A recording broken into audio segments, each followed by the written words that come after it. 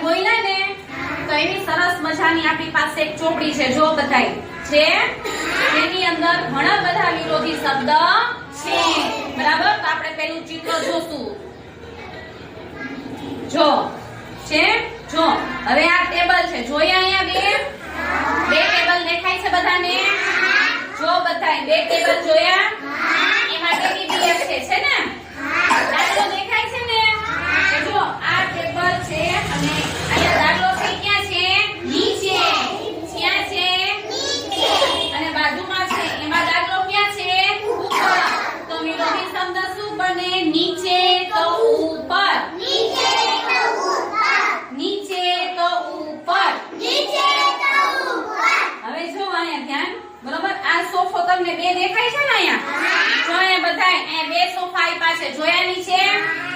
બે સોફા છે ને હવે જો અહીંયા છે ને એક બિલાડી છે શું છે બિલાડી છે ઈ ક્યાં બેઠી છે સોફા પાસે બેઠી છે જો બધાય અહીંયા સોફા પાસે બેઠી છે ને અને એક બિલાડી છે સોફાથી દૂર છે ક્યાં છે દૂર છે ને આગી છે ને બિલાડી આનો વિરોધી શબ્દ શું બને